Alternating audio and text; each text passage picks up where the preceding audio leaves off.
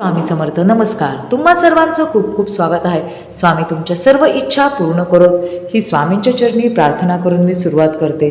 तुमच्या घरात समजा अशांतता आहे, मोठ्या प्रमाणात नकारात्मक ऊर्जा भरलेली आहे, घरात लक्ष्मी टिकत नाही आहे, घरातील सदस्यांमध्ये वादविवाद होत असतील, तुम्ही एखाद्या ठिकाणी बाहेर गेलात, तुम्हाला छान वाटतंय, पण जेव्हा तुम्ही घरात येतात तेव्हा तुम्हाला लगेच अशांततेची जाणीव होत आहे, घरात येऊशी वाटत नाहीये, मनात एक वेगळीच भीती वाटत असेल, घरात सतत आजारपण मागे लागलेले असेल, एखादी व्यक्ती सतत आजारी असेल, ही व्यक्ती औषध गोळ्या घेऊन सुद्धा बरी होत नसेल, किंवा औषध घेतले व तेवढ्यापुरते बरे वाटते, औषध बंद केल्यावर पुन्हा सुरुवात होते, या ना त्या कारणाने दवाखाना मागे लागलेला असेल, तर घरात पैसाच येत नाहीये, पैसा आला तर तो टिकत नाहीये, प्रत्येक कामात अडचण येत आहे, नोकरी लागतच नाहीये, खूप प्रयत्न केले पण त्याचा काही उपयोग होत नाहीये, तर त्यावेळेस असे समजून जावे की तुमच्यावर कोणीतरी करणी बाधा, काळी जादू ही केलेली आहे.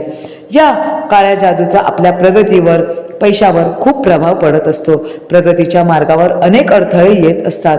आपल्याला या करणी बाधेचा प्रभाव नष्ट करायचा असतो, तर हा अत्यंत साधा असा आणि हा सोपा उपाय आहे, तो मी तुम्हाला आज सांगणार आहे.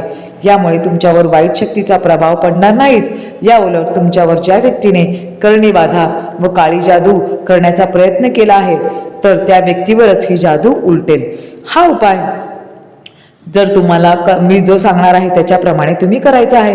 कंटिन्यू सुद्धा तुम्ही रोज असं तुम्हाला असं वाटत असेल की जोपर्यंत आपली करणी म्हणजे तुम्हाला असं वाटेल की आता माझ्यावरचं जे केलेलं जे काही करणी आहे, काळी जादू आहे, ती कमी झाली आहे, तुम्हाला रिलॅक्स वाटत आहे, तुमच्या अडचणी हळूहळू दूर व्हायला लागल्या आहेत, तोपर्यंत तुम्ही हा उपाय करायचा आहे.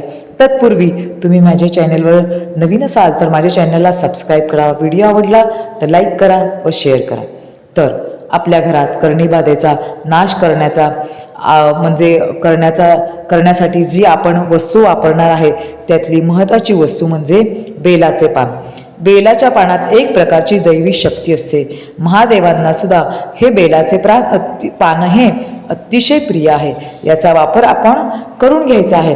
आपण बेलाचे छोटेसे रोप आपल्या घरामध्ये किंवा अंगणामध्ये किंवा गॅलरीत आपण लावू शकतो. कारण ज्या ठिकाणी बेलाचे झाड असते त्या घरावर किंवा त्या वास्तूवर कधीच ही वाईट शक्ती किंवा वाईट बाधा असते त्याचा प्रभाव होऊ शकत नाही.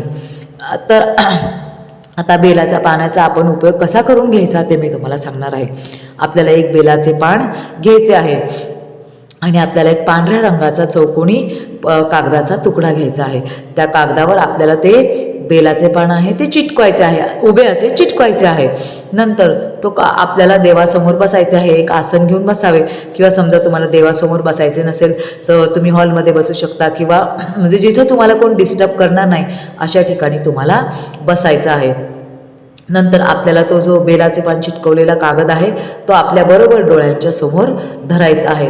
नंतर आपल्याला त्या बेलाच्या पानाकडे एकटक पाहत राहायचं आहे आणि कमीत कमी आपल्याला 5 ते 10 मिनटं त्या बेलाच्या पानाकडे एकटक पाहत राहायचं आहे आणि सतत आपल्याला ओम नमः शिवाय या मंत्राचा जप करायचा आहे. नंतर हा जप करताना आपल्याला मोठ्याने करायचा आहे, मनातल्या मनात करायचा नाही.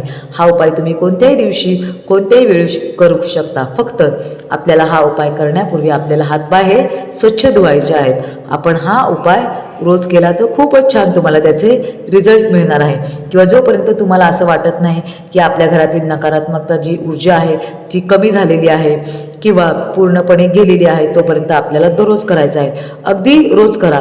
त्यानंतर दुसऱ्या दिवशी ते नवीन आपल्याला बेलाचे पान घ्यायचं आहे व आदल्या दिवशी जे बेलाचे पान आहे ते आपल्याला निर्माल्यात टाकून द्यायचं किंवा एखाद्या झाडाखाली मातीत आपण पुरून टाकायचं आहे. दररोज आपल्याला नवीन बेलाचे पान घ्यायचे आहे.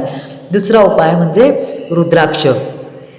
रुद्राक्षाचा जो मी आता उपाय सांगणार आहे तो सुद्धा अतिशय प्रभावशाली आहे. आपल्याला एकमुखी रुद्राक्ष घ्यायचा आहे, तो आपल्या गळ्यात घालायचा आहे. म्हणजे समजा तुमच्याकडे काळा धागा वापरत असेल, काळा किंवा लाल रंगाचा वापरत असेल तर लाल रंगाच्या धाग्यामध्ये तो एकमुखी रुद्राक्ष आपल्याला ओवायचे आहे. नंतर आपल्या छातीपर्यंत येईल अशा प्रकारे तो रुद्राक्ष आपल्याला गळ्यामध्ये घालायचा आहे. नंतर रुद्राक्ष धारण केल्यावर एकच महत्त्वाचं आपल्याला गोष्ट लक्षात ठेवायची आहे की मांसाहार हा अजिबात करायचा नाही. ही काळजी घ्यायची, लक्षात घ्या. रुद्राक्ष धारण केल्यावर मांसाहार हा अजिबात करायचा नाही. आपण जर रुद्राक्ष धारण केला तर कुठल्याही प्रकारची वाईट शक्ती, करणी बाधा त्याचा आपल्यावर कधीच काहीच प्रभाव पडणार नाही. आपल्याला एकच काळजी घ्यायची आहे, आपल्याला नॉनव्हेज खायचं नाही आहे. आणखीन महत्त्वाचं म्हणजे बाजारामध्ये आता डुप्लिकेट रुद्राक्ष मिळतात, तर ओरिजिनल रुद्राक्ष मिळवण्याचा तुम्ही प्रयत्न करा. पहा, हे उपाय केल्यानंतर तुमच्या लक्षात येईल की तुमच्या ज्या बाधा आहेत त्या हळूहळू कमी झालेल्या आहेत, तुमच्या अडचणी ज्या आहेत त्या हळूहळू कमी होऊन जातील. नक्की करून बघा, तुमचे घर बाधामुक्त होईल. नमस्कार.